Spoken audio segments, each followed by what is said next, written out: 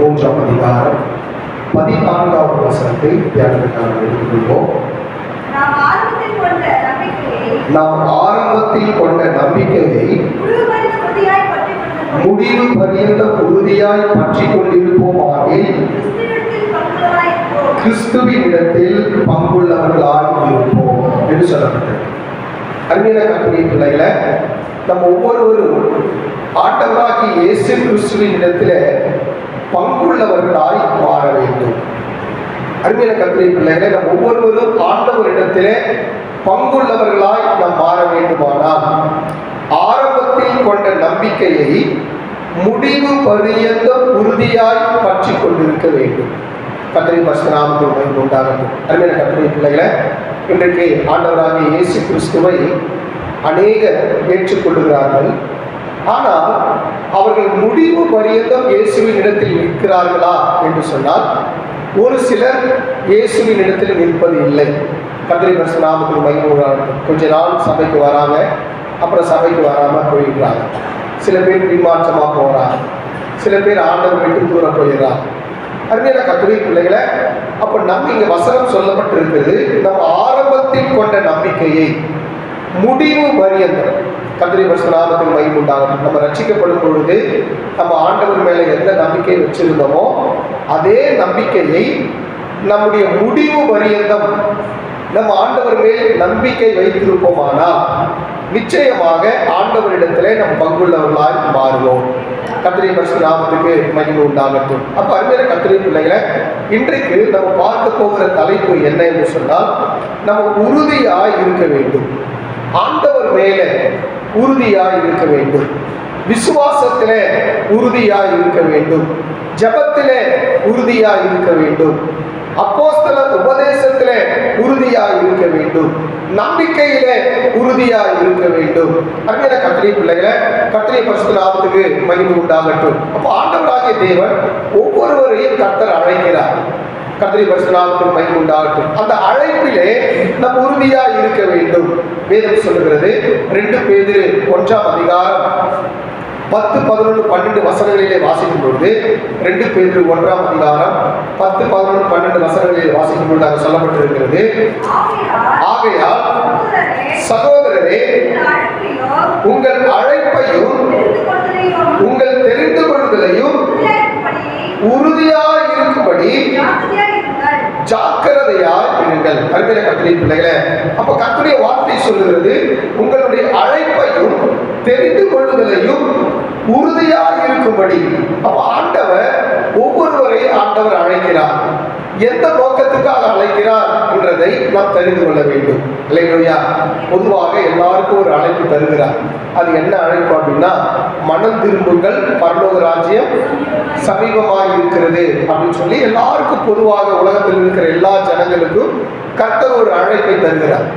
அப்ப சில பேருக்கு விசேஷ அழைப்பை ஆண்டவர் தருகிறார். அல்லேலூயா.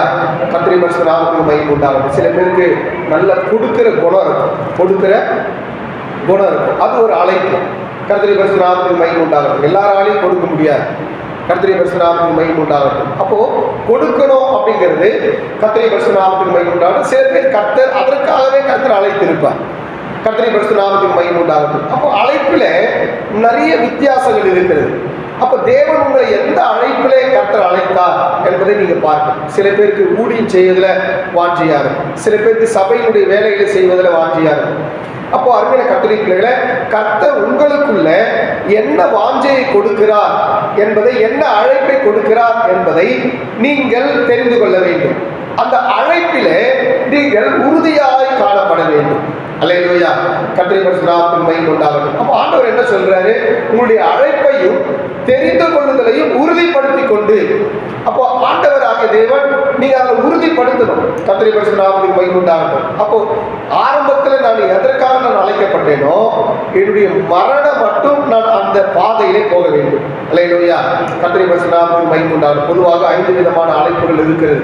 அப்போஸ்தல அழைப்பு, தீர்க்கதரிசன அழைப்பு, சுவிசேஷகர் அழைப்பு, போதகர் அழைப்பு, மேய்ப்பர் அழைப்பு. அப்ப அருமையான கர்த்தருடைய பிள்ளைகளே, இந்த 5 விதமான ஊழியங்களிலே ஏதாவது ஒரு ஊழியத்திற்குள்ளே கர்த்தர் நம்மளை வச்சிருப்பார். கர்த்தருடைய பரிசுத்த நாமத்துக்கு மகிமை உண்டாகட்டும். அப்புறம் பகிர்ந்து கொடுப்பது, பகிர்ந்து கொடுப்பது, கர்த்தருடைய பரிசுத்த நாமத்துக்கு மகிமை உண்டாகட்டும். அப்ப ஆண்டவர் வேதத்துல ஆண்டவர் அநேக அழைப்புகளை ஆண்டவர் வைத்திருக்கிறார். அப்போ ஆண்டவர் எதில் ஆண்டவர் என்ன தெரிந்தெடுத்திருக்கிறார் அப்படிங்கிறத நம்ம உறுதிப்படுத்தி கொண்டு அந்த அழைப்புல நம்ம பயணம் செய்ய வேண்டியது அவசியமாக இருக்கிறது. அல்லேலூயா. கர்த்தருடைய பரிசுத்த நாமத்துக்கு மகிமை உண்டாகட்டும். பொதுவாக நம்ம பள்ளியில படிக்கும்போது பிள்ளைகள் எல்லாரும் ஃபர்ஸ்ட் ஸ்டாண்டர்ட்லேருந்து 10th ஸ்டாண்டர்ட் வரையும் எல்லாரும் ஒன்று போல படிப்பாங்க. 10th முடிச்சவொடனே +1 +2 போகும்பொழுது குரூப்ஸ் இருக்கும். கர்த்தருடைய பரிசுத்த நாமத்துக்கு மகிமை உண்டாகட்டும். நான் அடுத்தது என்னவா மாறப்போகிறேன் என்பதை மனதில் வைத்துக்கொண்டு அதற்கேற்றது போல குரூப் என்ன பண்ணணும், செலக்ட் பண்ணணும். அந்த செலக்ட் பண்ண குரூப்ல தொடர்ந்து டிராவல் பண்ணணும்.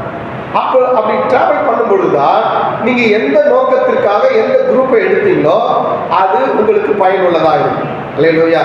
சில நேரத்தில் சிலர் மெக்கானிக் இன்ஜினியரிங் படிப்பாங்க, அதுக்கு சம்மந்தம் இல்லாத ஏதாவது ஒரு வேலையை செய்வாங்க. அப்போ அருமையான கர்த்தருடைய பிள்ளைகளை, படித்தது ஒன்றாக இருக்கும், வேலை செய்வது இன்னொரு ஒன்றாக இருக்கும். அப்படி அல்ல. அப்போ ஆண்டவர் நம்மளை எந்த இடத்துல அழைத்து இருக்கிறாரோ அதில் நம்ம டிராவல் பண்ணும்போது தான் நம்ம எந்த நோக்கத்திற்காக பிடிக்கப்பட்டோமோ அந்த நோக்கம் நிறைவேறும். அல்லேலூயா. கர்த்தருடைய பரிசுத்த நாமத்துக்கு மகிமை உண்டாகட்டும். தொடர்ந்து வாசிப்போம். 2 பேதுரு 1ஆம் அதிகாரம். அப்படி செய்தால் நீங்கள் ஒரு காலும் இடறி விழுவதில்லை. அப்ப இங்க நிறைய பேர் இடறி விழுவதற்கு காரணம் என்ன? அவங்க ஆண்டவர் எந்த நோக்கத்துக்காக தேர்ந்தெடுத்தாரோ அதை விட்டுட்டு வேறொரு காரியங்களை செய்யும் பொழுது அவங்க இடறி விழுவதற்கு வாய்ப்புகள் இருக்குது. அல்லேலூயா. கர்த்தருடைய பரிசுத்த நாமத்துக்கு மகிமை உண்டாகட்டும். அருமையான கர்த்தருடைய பிள்ளைகளே, அப்ப தேவன் நம்மளை எந்த அழைப்புல அழைத்தாரோ அந்த அழைப்புல நம்ம உறுதியாக காணப்பட வேண்டும். அல்லேலூயா. கர்த்தருடைய பரிசுத்த நாமத்துக்கு மகிமை உண்டாகட்டும். நான் அசிஸ்டன்ட் பாஸ்டரா ஒரு 3 வருஷம் நான் சபையில் நான் இருந்தேன். கர்த்தருடைய பரிசுத்த நாமத்துக்கு மகிமை உண்டாகட்டும். சில நேரத்தில் நம்ம விசுவாசிகளுக்கு எல்லாருக்கும் நீங்கள் பாட்டு பாடணும், நீங்கள் வேதத்தை வாசிக்கணும்னு உடனே மைக் எடுத்து கையில் கொடுத்துடுறோம். ஆனால் நான் அசிஸ்டன்ட் பாஸ்டராக இருக்கும்போது, நான் அசிஸ்டன்ட் பாஸ்டராக இருந்தால் கூட பாஸ்டராக பண்ண மாட்டாங்க, மைக்கை கையில் கொடுக்க மாட்டாங்க. அல்லேலூயா. கர்த்தருடைய பரிசுத்த நாமத்துக்கு மகிமை உண்டாகட்டும். மைக்கை கையில் வாங்குறதுக்கு அவருக்கு என்ன செய்யணும், அது பாஸ்டருக்கு ஏற்றது போல நம்ம நடக்கணும். கர்த்தருடைய பரிசுத்த நாமத்துக்கு மகிமை உண்டாகட்டும். வசனத்துக்கு ஏற்றது போல நடக்கணும். அதெல்லாம் நடந்தால் தான் மைக்கு நம்ம கையில் வரும். அல்லேலூயா. அதுக்கு முன்னாடி என்ன வேலை தருவாங்க அப்படின்னு சொன்னால் பாத்ரூம் கழுவுவாங்க. அல்லேலூயா. நமக்கு கழுவுறதுக்கு சகிப்புத்தன்மை இருக்கதான் பார்ப்பாங்க, செக் பண்ணுவாங்க. அல்லேலூயா. கர்த்தருடைய பரிசுத்த நாமத்துக்கு மகிமை உண்டாகட்டும். இருக்கிறதுலையே நமக்கு சபையில் என்ன வேலை இருக்குதோ, பெருக்கிற வேலை, துடைக்கிற வேலை, எல்லா வேலையும் கொடுப்பாங்க. அதெல்லாம் நம்ம முகத்தை சுள்ளிக்காமல் செய்யணும். செஞ்சாதான் அடுத்தது என்ன பண்ணுவாங்க, ஒரு பாட்டு பாடுன்னு மைக்கை கையில் தருவாங்க. அல்லேலூயா. ஆனால் நம்ம விசுவாசிங்க எல்லாருக்கும் நல்ல சுதந்திரம். அல்லேலூயா. யாரெல்லாம் ஃபஸ்ட்டு ஆராதனைக்கு 5:30 மணிக்கு ஆராதனைன்னா 5:20 வராங்களோ அவங்களுக்கெல்லாம் என்ன இருக்குங்க, யாராக இருந்தாலும் நம்ம பாட்டு தரோம். அல்லேலூயா. கர்த்தருடைய பரிசுத்த நாமத்துக்கு மகிமை உண்டாகட்டும். சபைக்கு முன்னாடி ஜெபம் பண்ணுறது, ஜெபம் பண்ணுறதுக்கு முன்னாடி வந்தாலுமே ஒரு பாட்டு பாடுறதோ இல்லை வசனங்களை வாசிக்கிறதோ அல்லது ஸ்தோத்திர பலி சொல்றதோ ஏதாவது ஒரு காரியத்தை நம்ம தருகிறோம். அல்லேலூயா. அருமையான கர்த்தருடைய பிள்ளைகளை, அப்போ ஆண்டவர் நமக்கு எந்த அழைப்பை கொடுத்திருக்கிறார் என்பதை நம்ம உறுதிப்படுத்திக் கொள்ள வேண்டியது அவசியமாக இருக்கு. அப்ப ஏன் அப்படி உறுதிப்படுத்துறோம் அப்படின்னு சொன்னா, அப்படி உறுதிப்படுத்தினாதான் ஆண்டவர் முடிவு மரியந்தோம் நீங்க எந்த அழைப்புல அழைக்கப்பட்டீர்களோ அந்த அழைப்புல டிராவல் பண்ண முடியும். அப்படி இல்லை அப்படின்னு சொன்னா ஒருவேளை நமக்கு இடரல்கள் உண்டாகும், நம்ம வழி தவறி போவதற்கு வாய்ப்புகள் உண்டு. அல்லேலூயா. தொடர்ந்து அந்த வசனத்தை வாசிங்க. நம்முடைய கர்த்தரும் இரட்சகருமாகிய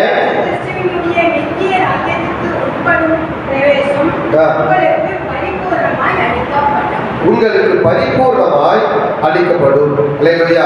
கர்த்தருடைய பரிசுத்த நாமத்துக்கு மகிமை உண்டாகட்டும். அப்போ 2 பேதுரு 1ஆம் அதிகாரம் 12ஆம் வசனத்தை வாசிங்க. இது நிமித்தம் இவைகளை நீங்கள் அறிந்து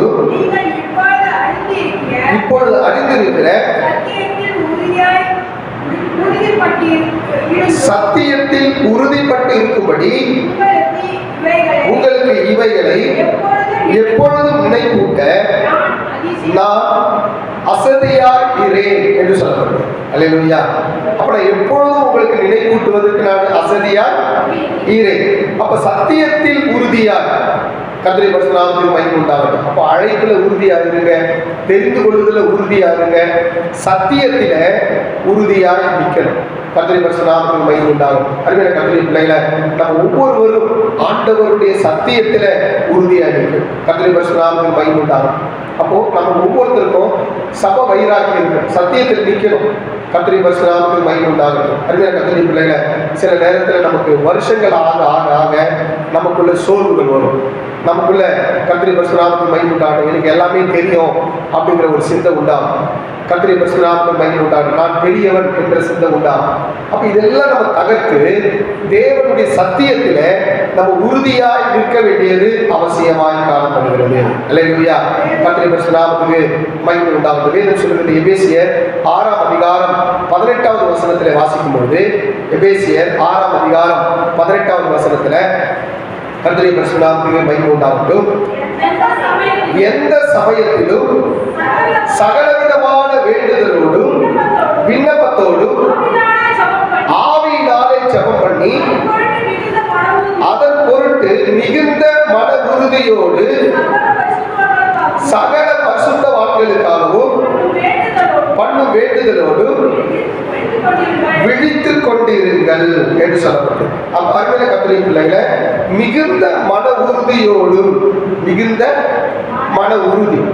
அப்ப கர்த்தருடைய பரிசுத்த நாமத்துக்கு மகிமை உண்டாகட்டும். நம்ம மனசு நல்ல உறுதியா இருக்கணும்.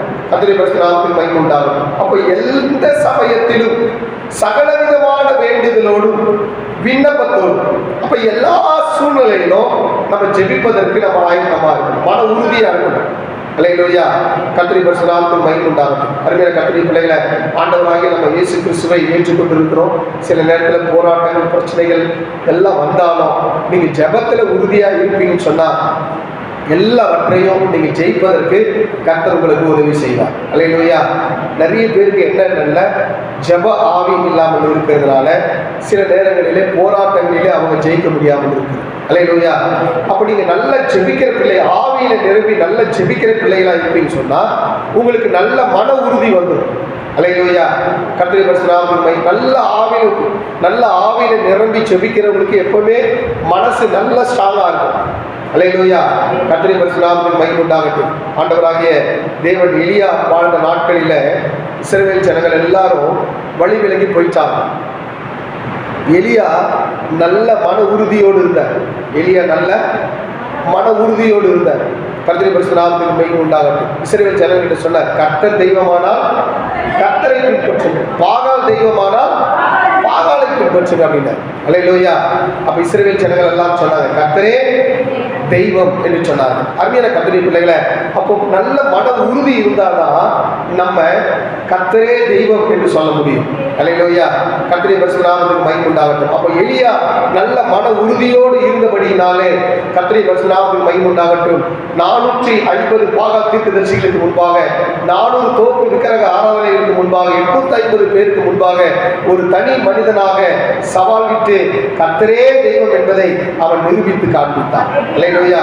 அப்ப அதே போல நமக்கு நல்ல மன உறுதி இருக்குமானால் கர்த்தருடைய பரிசுத்த நாமத்துக்கு மகிமை உண்டாகட்டும். நல்ல ஆவியில நீங்க ஜெபம் பண்றவங்களா இருப்பீங்க. அல்லேலூயா. யாரெல்லாம் நல்ல ஆவியில ஜெபம் பண்றாங்களோ அவங்களுக்கெல்லாம் நல்ல மன உறுதி இருக்கும். யாருக்கெல்லாம் நல்ல மன உறுதி இருக்கிறதோ அவங்க எல்லாம் ஆவியில நல்லா ஜெபம் பண்ணுவாங்க. அல்லேலூயா. கர்த்தருடைய பரிசுத்த நாமத்துக்கு மகிமை உண்டாகட்டும். அதான் வேதம் சொல்றது ரோமர் 12ஆம் அதிகாரம் 12வது வசனத்துல வாசிக்கும் பொழுது, ரோமர் 12:12 கர்த்தருடைய பரிசுத்த நாமத்துக்கு மகிமை உண்டாகட்டும். நம்பிக்கையிலே சந்தோஷமாயிருங்கள், உபத்திரவத்திலே பொறுமையாயிருங்கள், ஜபத்திலே உறுதியாய் தரித்திருங்கள். அல்லேலூயா. அப்ப ஜபத்தில நம்ம எப்படி இருக்கணும்? உறுதியாய் தரித்திருக்கணும். நிறைய பேர் ஜபத்துல உறுதி இல்லை. அல்லேலூயா. அருமையான கர்த்தருடைய பிள்ளைகளை, அப்ப இன்றைக்கு கர்த்தர் நம்மோடு கூட இடைபெறுகிற வார்த்தை, நீங்க ஜபத்துல நல்ல உறுதியா இருக்கணும், ஆவியில நல்ல உறுதியா இருக்கணும், மனசுல நல்ல உறுதியா இருக்கணும். கர்த்தருடைய பரிசுத்த நாமத்துக்கு மகிமை உண்டாகட்டும். அருமையான கர்த்தருடைய பிள்ளைகளை, ஜபத்தினாலே எல்லா காரியங்களை நாம் செய்து முடிக்க கர்த்தர் வல்லமையுள்ள தேவனாக இருக்கிறார். அல்லேலூயா. அருமையான கர்த்தருடைய பிள்ளைகளை, அந்த நாட்களிலே எலியா ஜெபம் பண்ணாரு, கருத்தாய் ஜெபம் பண்ணாரு, வானத்திலிருந்து அக்கினி இறங்கி வந்தது. கருத்தாய் ஜெபம் பண்ணாரு, வானத்திலிருந்து மழை வந்தது. கருத்தாய் ஜெபம் பண்ணாரு, கர்த்தருடைய பரிசுத்த நாமத்துக்கு மகிமை உண்டாகட்டும், மழை அடைபட்டது. அருமையான கர்த்தருடைய பிள்ளைகளை, நம்ம ஜெபிக்கிற ஜெபம் ஆண்டவராகிய தேவன் உறுதியாய் நம்ம ஜெபிப்போமானால் நிச்சயமாய் கர்த்தர் அந்த உறுதியான ஜெபம் பல ஆசீர்வாதங்களை கொண்டு வருகிறதா இருக்கிறது. அல்லேலூயா. அப்போஸ்தலர் 2ஆம் அதிகாரம் 42வது வசனத்திலே வாசிக்கும் பொழுது, அப்போஸ்தலர் 2:42 முதலாம் நூற்றாண்டிலே விசுவாசிகள் எப்படி இருந்தார்கள் என்று சொன்னால், கர்த்தருடைய பரிசுத்த நாமத்துக்கு மகிமை உண்டாகட்டும், அவர்கள் அப்போஸ்தலருடைய உபதேசத்திலும் அந்யோன்யத்திலும் அப்பப்பிக்குதலிலும் ஜெபம் பண்ணுதலிலும் உறுதியாய் தரித்திருந்தார்கள். அல்லேலூயா. அப்ப ஆதி அப்போஸ்தலர்கள் எப்படி இருந்தாங்க? ஜெபம் பண்றதுல உறுதியாய் தரித்திருந்தாங்க, உபதேசத்துல உறுதியாய் தரித்திருந்தாங்க. அல்லேலூயா. கர்த்தருடைய பரிசுத்த நாமத்துக்கு மகிமை உண்டாகட்டும். அருமையான கர்த்தருடைய பிள்ளைகளை, நம்ம உபதேசத்துல நம்ம உறுதியாய் தரித்து இருக்கணும்.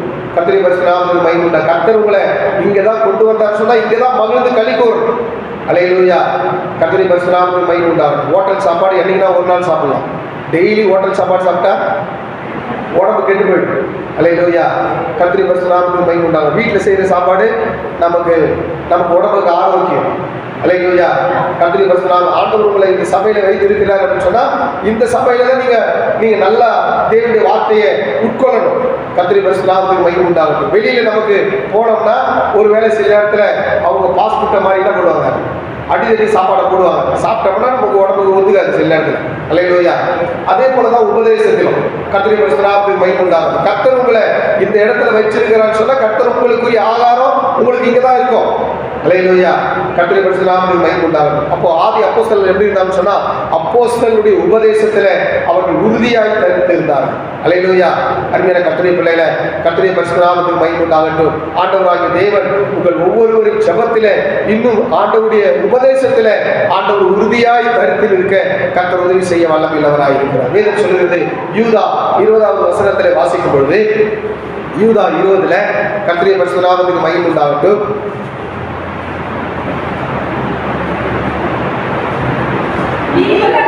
நீங்களோ பிரியமானவர்களே, உங்கள் மகா பரிசுத்தமான விசுவாசத்தின் மேல் உங்களை உறுதிப்படுத்திக் கொண்டு பரிசுத்த ஆவிக்குள் ஜெபம் பண்ணி. அல்லேலூயா. கர்த்தருடைய பரிசுத்த நாமத்துக்கு மகிமை உண்டாகட்டும். அப்போ உங்கள் மகா பரிசுத்தமான விசுவாசத்தின் மேல் உங்களை உறுதிப்படுத்திக் கொண்டு. அல்லேலூயா. எதுல உறுதியா இருக்கணும்? விசுவாசத்துல உறுதியா இருக்கணும். அல்லேலூயா. எதுல உறுதியா இருக்கணும்? ஒன்று நம்பிக்கையில உறுதியா இருங்க, ரெண்டாவது அழைப்புல உறுதியா இருங்க, மூணாவது தெரிந்து கொள்ளுதல உறுதியா இருங்க, நாலாவது சத்தியத்துல உறுதியா இருங்க, அஞ்சாவது ஜபத்தில உறுதியா இருங்க, ஆறாவது விசுவாசத்தில உறுதியா இருங்க. அல்லேலூயா. கொலோசியர் 2ஆம் அதிகாரம் 5வது வசனத்திலே வாசிக்கும் பொழுது, கொலோசியர் 2:5 கர்த்தருடைய பரிசுத்த நாமத்துக்கு மகிமை உண்டாகட்டும்.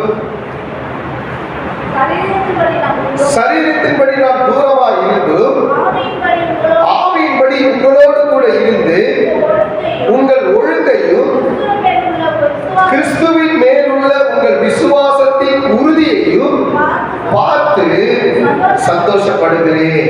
அல்லேலூயா. அப்போஸ்தலர் பவுல் கொலோசிய சபைக்கு எழுதுகிறார், உங்களுடைய விசுவாசத்தின் உறுதியை பார்த்து நான் சந்தோஷப்படுகிறேன். அல்லேலூயா. ஊழியக்கார விசுவாசிகளுடைய விசுவாசத்தின் உறுதியை பார்த்து என்ன பண்ணணும்? சந்தோஷப்படணும். கர்த்தருடைய பரிசுத்த நாமத்துக்கு மகிமை உண்டாகட்டும். விசுவாசத்தில் உறுதியா இருக்கணும் நீங்க. அல்லேலூயா. கர்த்தருடைய பரிசுத்த நாமத்துக்கு மகிமை உண்டாகட்டும். அருமையான கர்த்தருடைய பிள்ளைகளே, அப்ப கிறிஸ்துவின் மேலுள்ள உங்கள் விசுவாசம், கிறிஸ்துவின் மேலுள்ள உங்கள் விசுவாசம் என்ன வந்தாலும் சரி, என் விசுவாசத்தை அசைக்க முடியாது. அல்லேலூயா. கர்த்தருடைய பரிசுத்த நாமத்துக்கு மகிமை உண்டாகும்.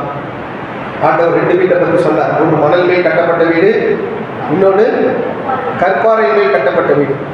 அப்போ நீங்கள் விசுவாசத்தை நல்ல ஃபவுண்டேஷன் போட்டிருந்தீங்கன்னா என்ன வந்தாலும் உங்கள் விசுவாசத்தை அசைக்க முடியாது. அல்லேலூயா. ஃபவுண்டேஷன் சரியில்லைன்னா விசுவாசம் என்ன ஆகுறாங்க? பொங்கலாம். அல்லேலூயா. கர்த்தருடைய பரிசுத்த நாமத்துக்கு மகிமை உண்டாகட்டும். அருமையான கர்த்தருடைய பிள்ளைகளே, நீங்கள் ஒவ்வொருவரும் விசுவாசத்திலே பூரணப்பட்டவர்களாய் காணப்பட வேண்டும். தொடர்ந்து அந்த வசனத்தை வாசிங்க.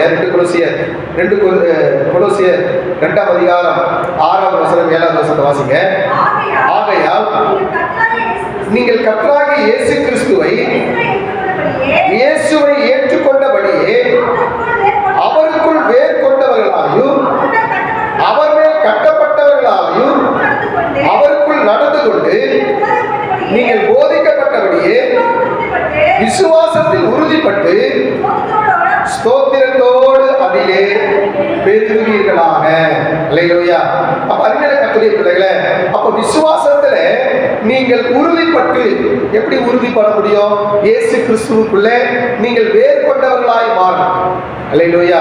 ஒரு மரம் எந்த அளவுக்கு பூமியில வேர் கொண்டதோ, என்ன ப்ராப்ளம்ஸ் வந்தாலும் அந்த மரம் கீழே விழவே விழாது. அல்லேலூயா. ஒரு பெரிய காத்தடி இருந்தாலும் வேறு அதிகமா இருக்கிற மரம் என்ன பண்ணாது? சீக்கிரம் சாஞ்சி போகாது. ஒருவேளை கிளையில் முறிக்கப்படலாம், ஆனால் வேரோடு கூட என்ன பண்ணாது? சாயம். அப்ப அதே போல எந்த ஒரு கர்த்தருடைய பிள்ளை விசுவாசத்துல இயேசுவுக்குள்ள வேர் கொண்டு இருக்கிறார்களோ, இயேசுவுக்குள்ள நடந்து கொண்டு இருக்கிறார்களோ, இயேசுவுக்குள்ள உறுதிப்பட்டு இருக்கிறார்களோ, அவர்கள் விசுவாசத்துல அவர்கள் உறுதிப்படுகிறவர்களாய் மாறுகிறார். அல்லேலூயா. அப்ப விசுவாசத்தில் நீங்கள் உறுதிப்பட்டு அந்த விசுவாசம் எப்படி பெருகுமா? ஸ்தோத்திரத்தோடு கூட அதிலே நீங்கள் பெருகணும். அல்லேலூயா. அப்ப எல்லாவற்றுக்கும் நீங்க என்ன பண்ணணும்? ஸ்தோத்திரம் செல்லணும். ஆண்டவருக்குள்ள நீங்க ஸ்தோத்திரம் பண்ணணும். ஆண்டவரே என்று சொல்லி நீங்கள் ஸ்தோத்திரங்களை செலுத்தும் பொழுது ஆண்டவராக தேவன் அந்த ஸ்தோத்திரத்தில் உங்க விசுவாசத்தை கர்த்தர் இன்னும் அதிகமாய் பெருக செய்ய அவர் வல்லமையுள்ள தேவனாய் இருக்கிறார். அல்லேலூயா. அன்பான கர்த்தருடைய பிள்ளைகளே, இந்த இரவு வேளையில நம்ம உறுதியா இருக்க வேண்டியது அவசியமாக. நீங்க உறுதியா இருந்தீங்கன்னா எல்லா ஆசீர்வாதங்களையும் நீங்க பெற்றுக்கொள்ளலாம். அல்லேலூயா. வேதம் சொல்லுகிறது, ஏசாயா 26ஆம் அதிகாரம் 3ஆவது வசனத்திலே வாசிக்கும்போது, உம்மை உறுதியாய் பற்றி கொண்ட மனதை உடையவன் உம்மையே நம்பியிருக்கிறபடியால் அவர்களை கூட சமாதானத்தோடு கூட காத்துக் கொள்வீர். அல்லேலூயா. இயேசுவின் மேல யாருக்கெல்லாம் உறுதி இருக்கோ அவங்களுக்கு என்ன உண்டு? பூரண சமாதானம் உண்டு. அல்லேலூயா. இன்னைக்கு சமாதானத்தை தேடி மனிதன் பல இடங்களில் அலைகிறான். எந்த இடத்துலையும் சமாதானம் கிடைக்கல. அருமையான கர்த்தருடைய பிள்ளைகளே, நீங்க இயேசுவின் மேல இயேசுவை நீங்கள் உறுதியாய் பிடித்துக் கொள்வீர்களானால் ஆண்டவர் சொல்றாரு, உம்மை உறுதியாய் பற்றி கொண்ட மனதை உடையவன் உம்மையே நம்பியிருக்கிறபடியால் அவனை பூரண சமாதானத்தோடு கூட காத்துக் கொள்வீர். அப்ப அருமையான கர்த்தருடைய பிள்ளைகளே, கர்த்தர் உங்களுக்கு ஒரு பூர்ண சமாதானத்தை கர்த்தர் வச்சிருக்கிறார். அல்லேலூயா. இயேசுவை நீங்க யாரெல்லாம் உறுதியா பிடிச்சுக்கிறீங்களோ அவங்களுக்கெல்லாம் கர்த்தர் பூர்ண சமாதானத்தினாலே ஆண்டவர் நடத்துகிறார். அவர் சிலுவையில் சிந்தின ரத்தத்தினாலே உங்களுக்கு சமாதானத்தை உண்டாக்கி இருக்கிறார். அருமையான கர்த்தருடைய பிள்ளைகளே, ஆண்டவராகிய இயேசு கிறிஸ்து கல்வாரி சிலுவையிலே எதற்காக அவர் பாடுபட்டார் என்று சொன்னால், உங்களுக்கு சமாதானத்தை உண்டாக்கும்படி, உங்களுக்கு சந்தோஷத்தை உண்டாக்கும்படி, உங்களுக்கு நிறைவான ஆசீர்வாதத்தை உண்டாக்கும்படி அவர் கல்வாரி சிலுவையிலே உனக்காகவும் எனக்காகவும் இயேசு கல்வாரி சிலுவையிலே அவர் மரித்தார். அல்லேலூயா. அருமையான கர்த்தருடைய பிள்ளைகளே, அவர் சிலுவையிலே சிந்தின ரத்தத்தினாலே நமக்கு சமாதானத்தை உண்டாக்கி இருக்கிறார். அருமையான கர்த்தருடைய பிள்ளைகளே, இந்த இரவு வேளையில நீங்க கர்த்தரை உறுதியாய் பிடித்துக் கொள்ளுங்க. கர்த்தரை உறுதியா நீங்க நம்புங்க. கர்த்தரை உறுதியா நீங்க சத்தியத்தில் நிற்கும் பொழுது ஆண்டவராகிய தேவன் உனக்குரிய எல்லா ஆசீர்வாதங்களை ஆண்டவர் தர அவர் வல்லமையுள்ள தேவனாக இருக்கிறார். அல்லேலூயா. அப்ப நீங்க கர்த்தரையே நீங்க என்ன பண்ணணும்? உறுதியா பிடித்துக் கொள்ளணும். அல்லேலூயா. கர்த்தரை பரிசுத்த நாமத்துக்கு மகிமை உண்டாகட்டும். மொத்தம் 7 காரியம் சொன்னேன். என்ன சொல்லுங்க பார்ப்போம். எதுல நம்பிக்கையில உறுதியாயிருங்க, அழைப்பில உறுதியாயிருங்க, தெரிந்து கொள்ளுதல உறுதியாயிருங்க, சத்தியத்துல உறுதியாயிருங்க, ஜபத்துல உறுதியாயிருங்க, விசுவாசத்துல உறுதியாயிருங்க, இயேசுவை பிடித்துக் கொள்வதில் நீங்கள் உறுதியாயிருங்க. உம்மை உறுதியாய் பற்றி கொண்ட மனதையோட ஆண்டவரை யாரெல்லாம் உறுதியா பிடித்துக் கொள்றாங்களோ கர்த்தர் அவங்களுக்கெல்லாம் பூரண ஆசீர்வாதத்தை ஆண்டவர் தருகிறார். அல்லேலூயா. கர்த்தர் கொடுத்த வார்த்தைகளுக்காய்